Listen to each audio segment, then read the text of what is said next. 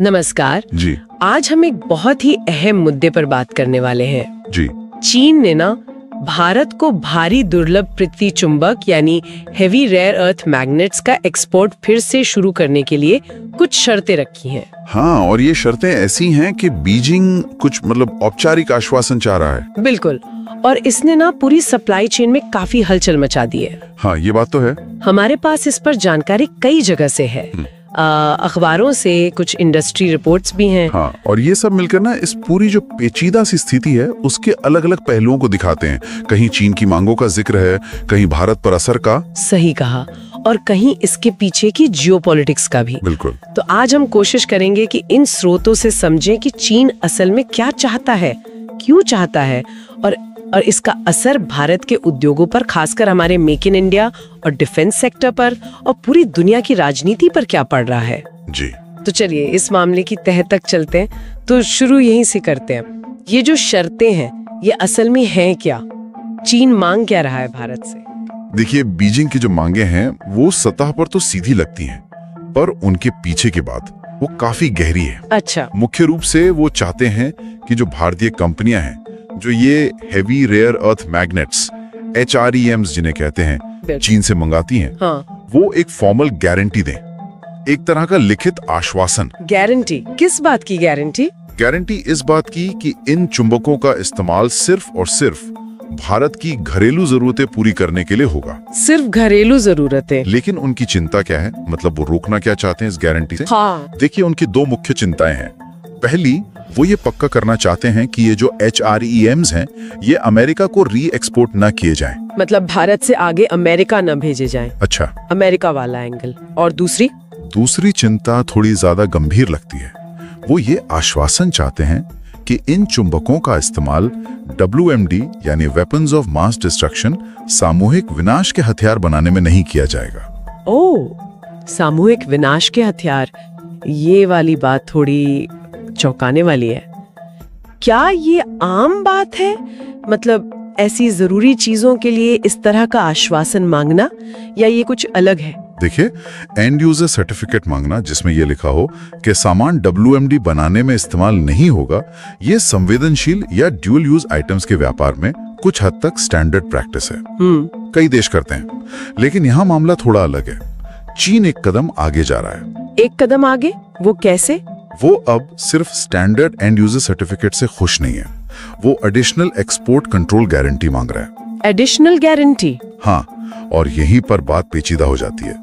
वे चाहते हैं कि जो अतिरिक्त गारंटी हो वो वासेनार अरेंजमेंट के सिद्धांतों पर आधारित हो। Wassenaar arrangement? अरे, ये तो वही मल्टीलैटरल समझौता है ना, जो पारंपरिक हथियारों और डुअल यूज गुड्स और टेक्नोलॉजी के ट्रांसफर पर नजर रखता है। हाँ, भारत तो मेंबर है इसका। बिल्कुल सही।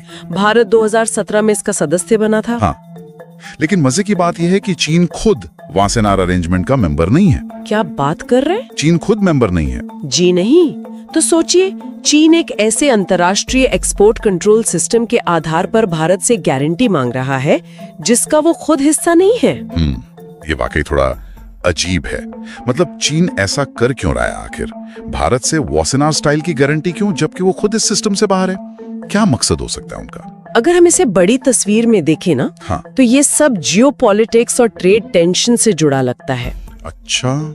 खासकर चीन और अमेरिका के बीच जो तनाव चल रहा है। चीन को शायद ये गहरी चिंता है कि अगर ये HRAMs, जो कई मॉडर्न टेक्नोलॉजीज के लिए बहुत जरूरी हैं, हाँ, अगर ये भारत को बिना किसी सख्त शर्त के बेचे गए तो हो सकता है ये घूम फिर कर अमेरिका या ऐसे देशों तक पहुंच जाएं जिनके साथ चीन के ट्रेड या स्ट्रेटेजिक मतभेद हैं। मतलब वो ये नहीं चाहते कि ये जरूरी सामान किसी भी तरह डायरेक्ट या इनडायरेक्ट तरीके से अमेरिका के हाथ लगे। हाँ, लगता तो यही है। देखिए, HRMs कोई आम चीज नहीं है। ये इलेक्ट्रिक गाड़ियों की मोटर में लगते हैं, पवन चक्कियों के जनरेटर में, स्मार्टफोन, कंप्यूटर हार्ड ड्राइव, और सबसे जरूरी कई एडवांस्ड डिफेंस सिस्टम में, जैसे missile guidance system, radar, electronic warfare equipment, इन सब में। और इन सब एरियाज में अमेरिका और चीन के बीच जबरदस्त कंपटीशन भी है। बिल्कुल, और चीन का इन HRMs के प्रोडक्शन पर लगभग एक अधिकार है ना। हाँ, सुना तो यही है। ये उन्हें कितनी ताकत देता है? बहुत ज्यादा। अंदाजा यह है कि दुनिया के करीब 90% हेवी रेयर अर्थ मैग्नेट्स का प्रोडक्शन चीन कंट्रोल करता है। 90%? हाँ, ये उन्हें ग्लोबल सप्लाई चेन पर, खासकर हाईटेक और डिफेंस सेक्टर में जबरदस्त कंट्रोल देता है, एक तरह का लीवरेज। और वो इस कंट्रोल का इस्तेमाल अपने जियोपॉलिटिकल गोल्स के लिए एक स्ट्रेटेजिक हथियार की तरह कर रहे हैं। ये मांग उसी रणनीति का हिस्सा लगती है। ये पहली बार तो नहीं है शायद जब चीन ने रेयर अर्थ्स एक्सपोर्ट को लेके कुछ सख्ती दिखाई हो। पहले भी हुआ ऐसा? नहीं, बिल्कुल नहीं। ये हाल की एक प्रवृत्ति का हिस्सा है। अगर याद हो, अप्रैल 2025 में भी चीन ने रेयर अर्थ के एक्सपोर्ट पर कंट्रोल कड़े कर दिए थे। हाँ, याद आया। उस वक्त उसे अमेरिका के टैरिफ के जवाब के तौर पर देखा गया था। उन नए नियमों में एक्सपोर्टर्स को लाइसेंस लेना जरूरी हो गया था, खासकर अगर एक्सपोर्ट किसी सेंसिटिव देश या सेक्टर को हो रहा हो। अच्छा, तो ये जो अभी हो रहा है, ये उसी कड़ी का अगला कदम लगता है। तो अभी भारत के लिए जमीनी हकीकत क्या है? क्या सभी तरह के रेयर अर्थ मैग्नेट का एक्सपोर्ट रुक गया है? नहीं, स्थिति थोड़ी अलग है। जो जानकारी है उसके हिसाब से लाइट रेयर अर्थ मैग्नेट्स की सप्लाई तो फिर से शुरू हो गई है। अच्छा, लाइट वाले आ रहे हैं। हाँ, problem mainly heavy rare earth magnets यानी HREMs को लेकर है। इनके एक्सपोर्ट लाइसेंस तब तक रोके गए हैं जब तक भारत इन नई वॉसेनार स्टाइल वाली गारंटियों पर राजी नहीं हो जाता। और भारत ने अभी तक हामी नहीं भरी। जहां तक पता है, भारतीय सरकार ने अभी तक इन नई शर्तों को माना नहीं है। बातचीत चल रही है, लेकिन फिलहाल एक डेडलॉक बना हुआ है। और यहीं पर मामला भारत के लिए गंभीर हो जाता है।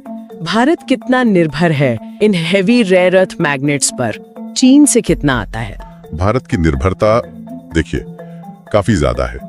अगर आंकड़ों को देखें तो फिस्कल ईयर 2025 मतलब अप्रैल 2024 से मार्च 2025 तक जी, भारत ने चीन से करीब 870 ton rare earth magnet import किए थे। 870 टन?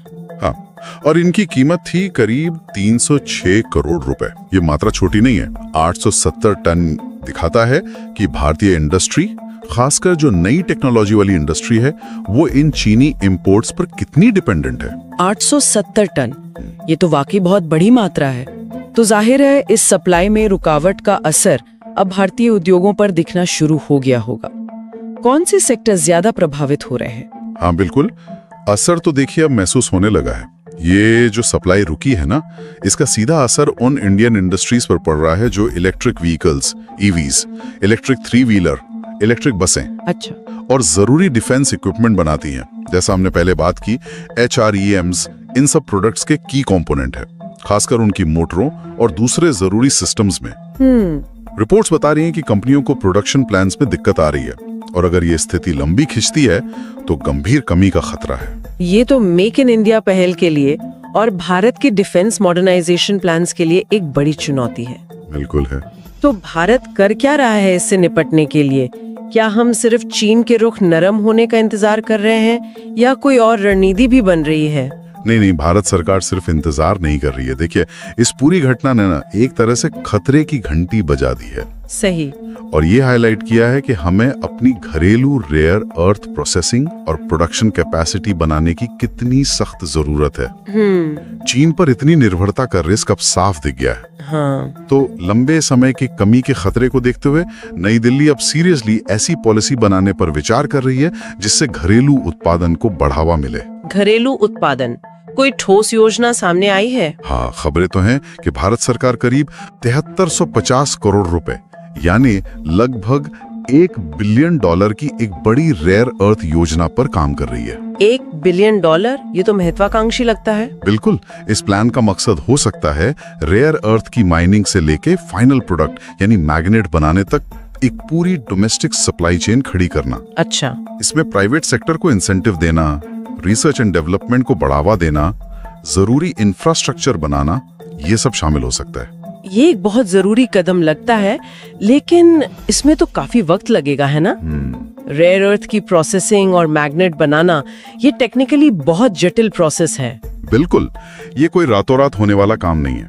एक पूरी तरह से इंटीग्रेटेड डोमेस्टिक सप्लाई चेन बनाने में कई साल लग सकते हैं। इसमें न सिर्फ भारी इन्वेस्टमेंट की जरूरत होगी, बल्कि एडवांस टेक्नोलॉजी और एक्सपर्टीज भी हासिल करनी होगी, और एनवायरमेंटल चिंताएं भी हैं। हाँ, वो तो है ही।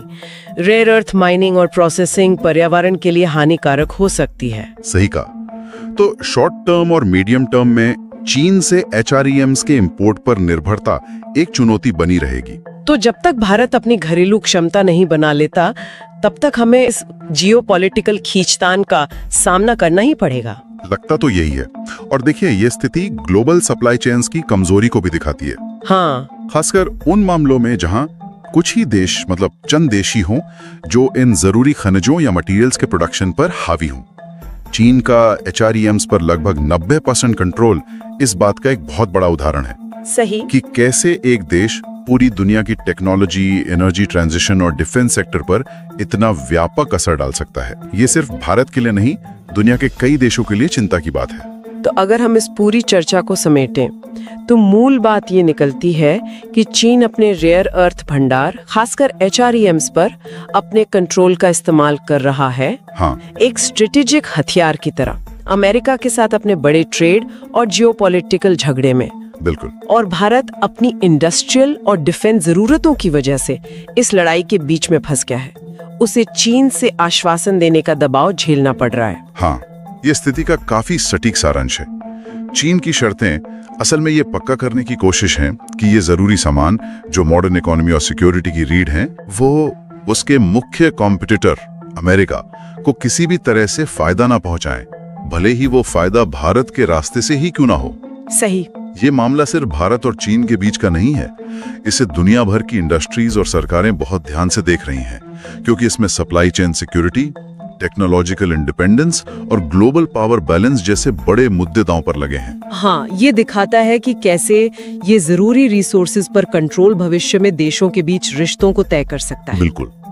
तो इस पूरे विश्लेषण से ये तो साफ है कि कैसे चीन रेयर अर्थ जैसी महत्वपूर्ण सामग्रियों के एक्सपोर्ट का इस्तेमाल जियोपॉलिटिकल फायदा उठाने के लिए कर रहा है। जी। भारत से खास वॉसिनार स्टाइल की गारंटी मांगकर वो ये पक्का करना चाहते हैं कि ये सामान जो ईवी से लेकर मिसाइल तक हर जगह जरूरी है, वो इनडायरेक्टली भी अमेरिका को फायदा ना पहुंचाए, खासकर आज के ग्लोबल टेंशन के माहौल में। बिल्कुल।